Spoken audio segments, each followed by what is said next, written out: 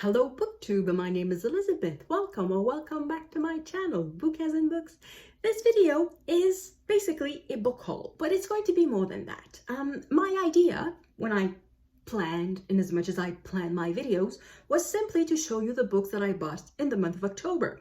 But then I realized that it's going to be more than that, because some of the books I bought specifically for a readathon that's happening in November. So that's going to be my TBR for the Skoden readathon. And then some of the books I have already read. So it's going to be a bit of my wrap-up for the month of October.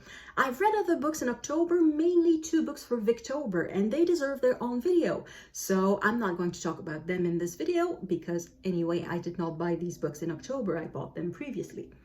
And the rest will be the irregular normal book haul. And at the end, I'm going to do my TBR check-in.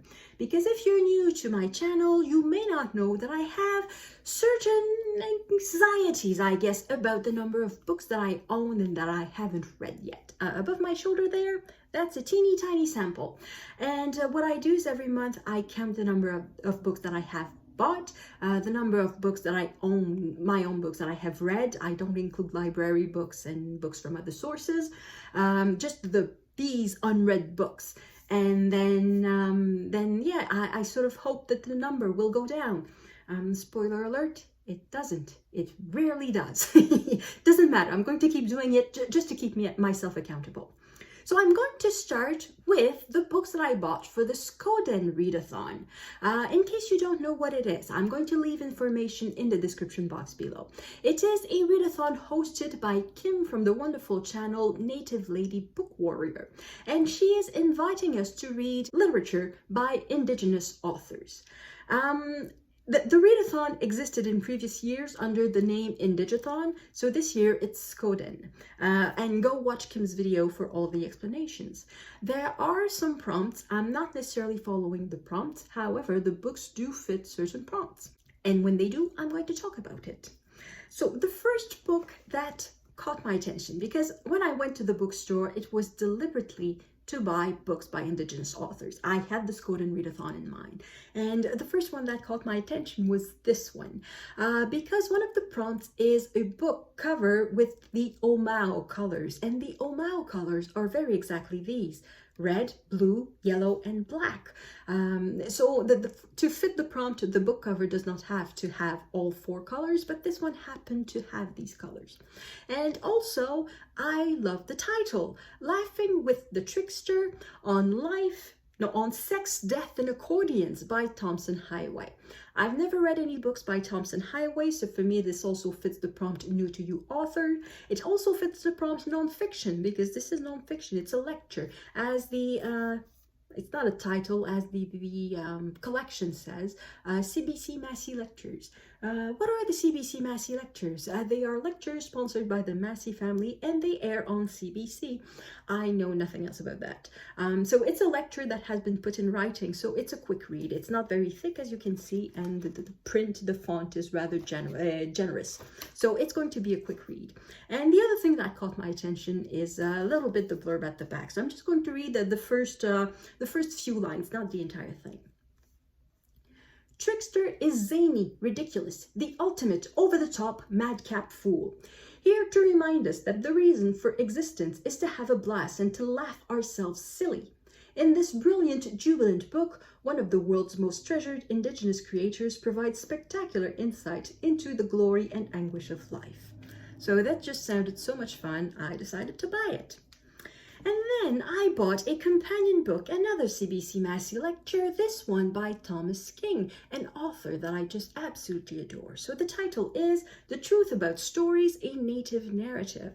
So this is about storytelling and native storytelling. And I read my first Thomas King a few years ago. I think it's been 5 years, 6 years now. And it was Green Grass Running Water, and I just loved the book. I just sort of fell in love with it, and I decided to read all of Thomas King's works. And slowly I've been doing that, like 1 or 2 a year. And so far I've read 8 of his books. So this would be my 9th, unless Unless this one is my ninth, because I also bought a novel. This is Thomas King's most recent novel. It is A Sufferance. Again, it sounded super interesting. I'm just going to read to you the blurb at the back, not the whole thing, just a few lines to give you an idea of what it is. Jeremiah Kemp sees deep patterns in human behavior that he can use to predict the future, and he's looked one too many times. Hiding from the world in a small reserve town with crows, an unnamed cat, and some locals for company, Jeremiah hasn't spoken a word in years, but billionaires have a way of getting what they want, and when Jeremiah's powerful former employer wants a prediction, they won't take silence for an answer. A sly and satiric look at the fractures in modern existence, Sufferance is a bold and provocative novel about the social and political consequences of the inequality created by privilege and power and what we might do about it. So it just sounded like so much fun, so interesting. And this too fits the OMAO colors prompt. It fits the north of the, no, it's not north, it's beyond the lower 48th. So the 48th parallel is basically the border between Canada and the United States, west of the Great Lakes. So Kim wants us to think about literature that is not strictly about mainland United States. So this fits the bill. And the other two also, obviously, Tomson Highway is a Cree from northern Manitoba. So it would also fit the bill. Yeah. Thomas King is originally from the United States. He is, if I remember correctly, half Greek, half Cherokee. And he moved to Canada a long time ago, and he is now in Guelph, Ontario. He's a teacher of literature or writing or both in Guelph, Ontario. So a Canadian treasure, and I really like this author and I want to read all of his books. So that's what I have for the Skoden readathon. Of course, I have access to way more Indigenous literature through the library. I could go back to the bookstore. I have plenty of other options, but these are the ones that I really want to read because I bought the books. Okay, next I'm going to go for the wrap-up part of this video, which is the books that I've bought this month and I have already read. For some of them it's going to be quick, either because the books don't exist in English, because I have nothing to say about them, or because I want to talk about them in a different video. The first one is this. There's a cat on it, and it's by my favorite author. This book does not really exist in English. However, I'm sure the short stories in this do exist in English. The thing is that this collection of short story is not a collection made by the author himself. It's a collection by the editor, by Folio, and they took the stories from various places, so there's no direct equivalent in English. It was interesting. Some short stories were more interesting than others. The one that I liked in particular is about a worker, an ordinary worker, who finds himself unemployed for 8 days. And that's all it takes to take him from relative comfort to utter misery, to his child dying of hunger. In 8 days, he has sold everything he has. He is completely out of resources in 8 days of unemployment.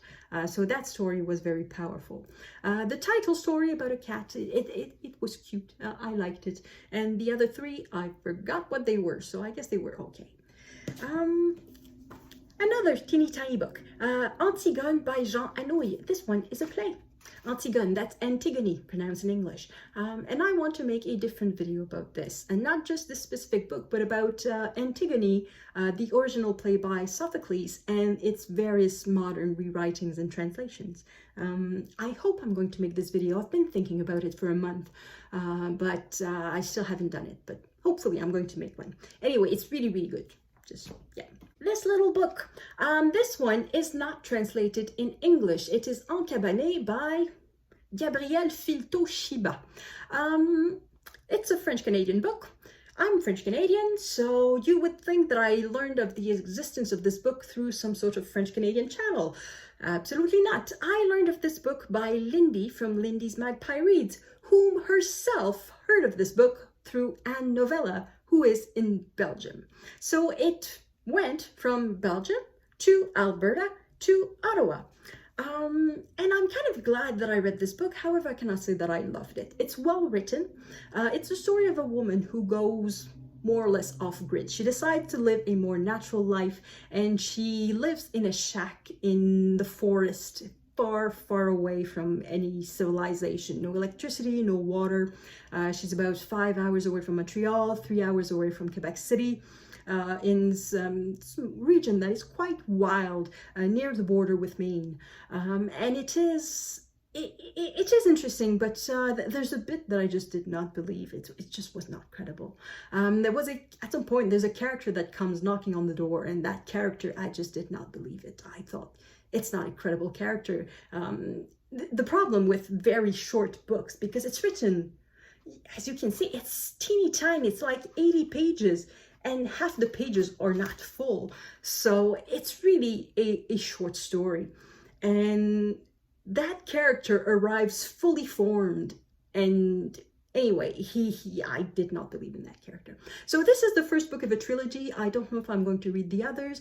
The second book was longer, so perhaps it's better. I think the main fault of this book is that it's too short, so that other character was not properly introduced. So perhaps in a longer form it would be better, because I liked the writing a lot. The style of the author was very good. So hopefully maybe one day this will be translated in English. Next, an author you probably will have heard of, Annie Ernaux. She won the Nobel Prize. So this book is Exteriors. She won the Nobel Prize on a Thursday. I went to the bookstore on a Friday, and there were like 3 copies left of any of her books. And normally Annie Ernaux is quite a popular author. There will be many titles and many copies of her books in a normal bookstore. And yeah, the bookstore I have close to where I live is a normal French bookstore. So there were normally plenty of Annie Ernaux. But yeah, after she wins a Nobel, of course, they're all gone. So I didn't have a lot of choice. I had this one, Exteriors. These are short observations that she made while being on public transportation, going to the grocery store and things like that. It's well written, obviously, but it is unsatisfying, and the worst is that she recognizes it. At some point in there, she says that she finds, as a writer, quite unsatisfying to write these fragments, these little bits that are not part of a whole, that are not really going anywhere. And when I read that, I thought, yep, as a reader, it's about the same thing. It's not quite satisfying. It's not uninteresting, but it's not very satisfying. And the thing is, yeah, the little piece of paper that you see, it's a receipt from takeout. I put that book in my purse, and whenever I was going anywhere, I had this to read if I had to wait. And it happened quite a bit when I order takeout, that I have to wait a little bit. So I read this while waiting for various takeout. So perhaps it's another reason why I was not completely enthralled by this book. Perhaps the conditions of reading were not ideal. But yeah, it's fragments. It remains a bit unsatisfactory. Okay, the last book that I've read, that I bought in October, is this, Into Thin Air by Jon Krakauer. Why did I buy this book? I watched the documentary on Netflix about the aftermath of the earthquake in Nepal in 2015, if I remember correctly, or maybe 16. And one of the story is on the Everest, because it follows the documentary follows 3 storylines, one in Kathmandu, one in a valley, I already forgot, Lapchang, a valley in Nepal, and the other one on the Everest. And after watching that documentary, it reminded me that Sandy from the channel Miss Reads a Lot had talked about this book. And I don't remember if she talked about it as being on her TBR or as being one of the best books that she has ever read. But I remembered that this book existed. So I went to the bookstore and it was there and I bought it. So this is about an expedition to the Everest in 1996. But it is a commercial expedition. So that means that a customer, a tourist basically, buys a place on an expedition to the summit of Mount Everest. It comes all included. Everything is organized. You don't need to reserve you don't need to do anything. Everything is done for you. All you need to do is to climb. And basically the promise that these companies make is that if you are reasonably fit, we can take you to the summit of the Everest, which is a questionable claim. And in the 1990s, it was the beginning of these commercial expeditions. Now, you may have seen, it was in 2019, these incredible social media pictures of this lineup of people waiting to reach the summit of Mount Everest. And it looked like, it looked almost like the subway at rush hour. I'm exaggerating, but not really. It was really a lineup of people waiting to get to the summit. And in these conditions, it's not surprising that catastrophes happen. And that's what happened in 1996. A catastrophe happened, and John Krakauer was part of it. And he tells what happens. He also, it's not just a memoir, it's obviously part of memoir, but it's also a journalistic investigation, because he asked questions to everyone and he wanted to get the most accurate account of what had happened, because he was not a witness to everything. And it's extremely gripping, and I'm thinking of talking about this book on a separate video, so I won't say more about it, but it is absolutely gripping. It says here, ranks amongst the great adventure books of all time, and I have to admit that it's true, it's a great adventure book, but there is this aspect that real people died in this. So it's not just an adventure like Tarzan or something.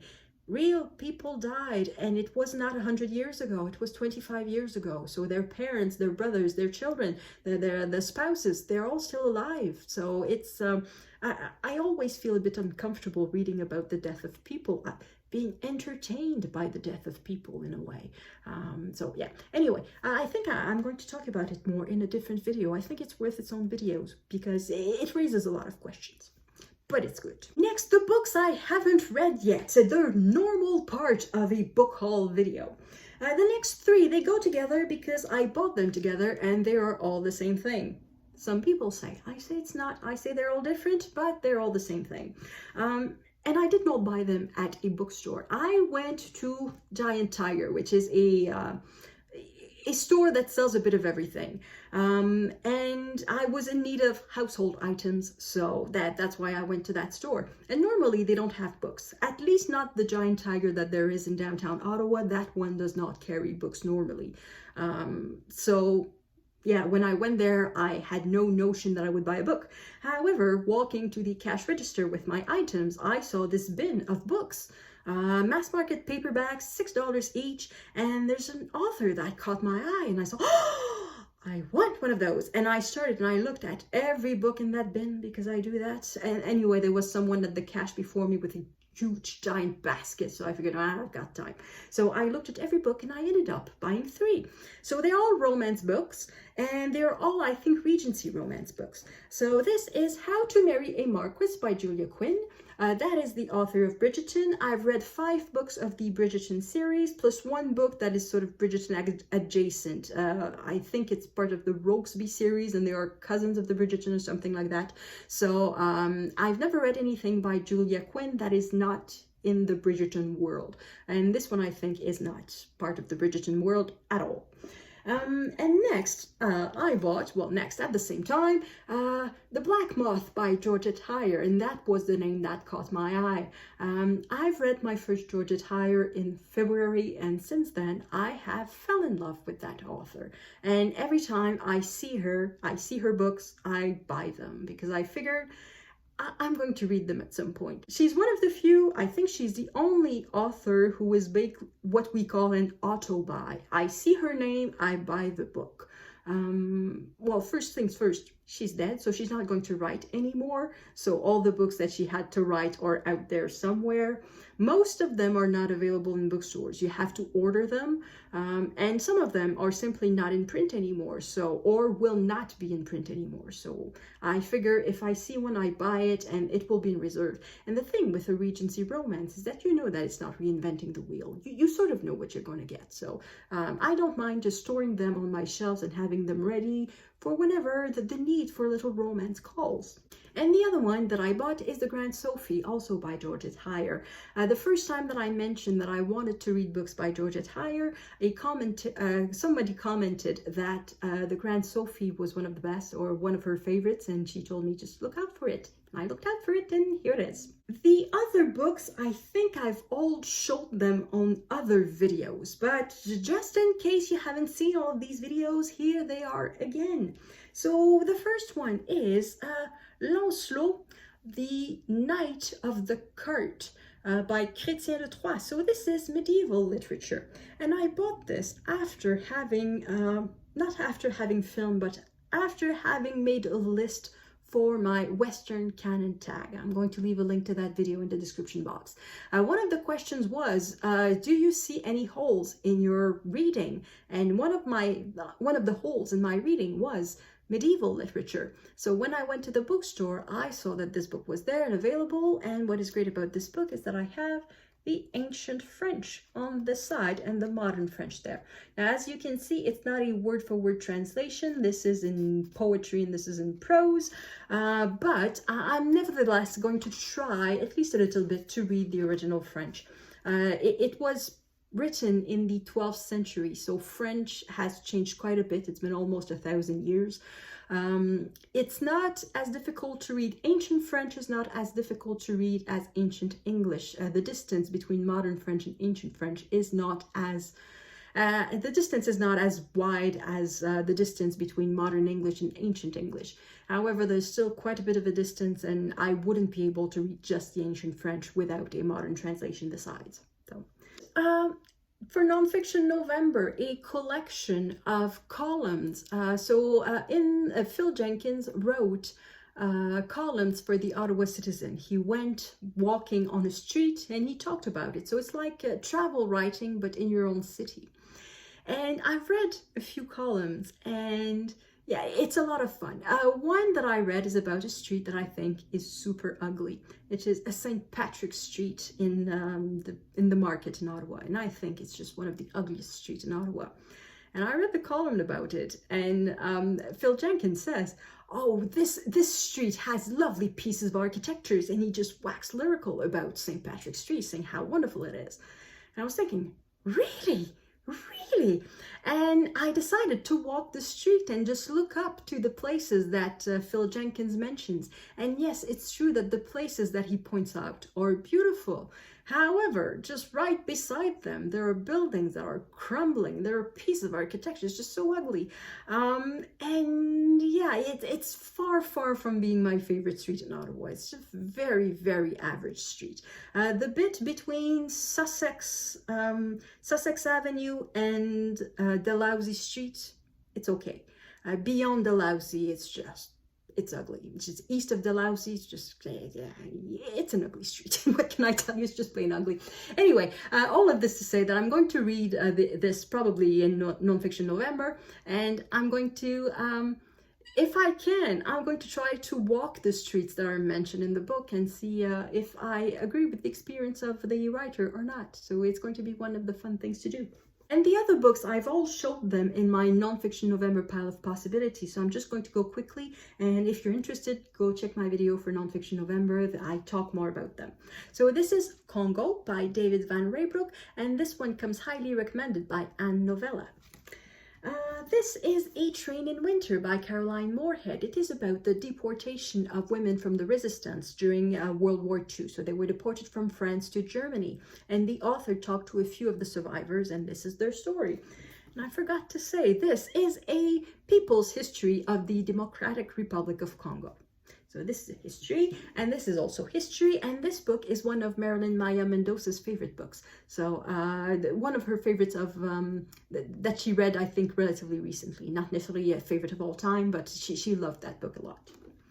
And the last book is Parallel Lives by Plutarch. This is the biggest book I've ever bought, the oldest nonfiction that I've ever bought or read, and it is also the most expensive book that I've ever bought. So this one fit the prompt record for Nonfiction November. And I've already started reading it. So yeah, as we say in French, petit train va loin, little train goes far. And that's it for the books that I bought. Now, if you counted, how many books did I buy in November? Not in November, in October. 16. So 16 books bought 8 books read. So I've read 5 of the 16 there, plus 3 others. 2 are for, I read for Victober. I'm going to talk about them in a different video. And one of them, the other one was a mystery. It was nice, it was cute. I have nothing particular to say about it. I unhauled none, so that's a difference of plus 8, which is not bad considering that I bought 16 books, so plus 8 is really not bad, and for a total of 165. Given that I started at 150 and yeah, that last month I was at 157, it's not going down, it's going up. But anyway, at the moment I still think it's under control. But I nevertheless will go a little bit on, not so much a book ban, I don't like the word, but a bit on a book diet. This summer I did a challenge, a 10-book challenge. Some booktubers were on a 100-book challenge. Like, read 100 of your own books before you buy one or before you acquire one, and that was nuts. So I decided to go very modestly for a 10-book challenge. Just read 10 of my own books before I buy another one. And it was a struggle, I have to admit, it was a bit of a struggle, but I think I'm due for another one. So I've already started it. After buying the last book that I bought in October, it was Into Thin Air. That was the last book that I bought. After buying that, I said, okay, enough, just go a bit on the little book diet. Read 10 of your own books, and then you may buy some others. And I've already read 3 since then. So I've read Into Thin Air. The other one was the little French-Canadian book. And the third one was the little mystery that I read. So yeah, it's going well. So so this is the end of my video. It very often happens that I don't know how to end my videos, and that's why I go to my default little, I don't know, is it a shtick? Little sentences that always end my video because I don't know how to end them otherwise. So it is, thank you for watching. I will see you in the next video. À la prochaine!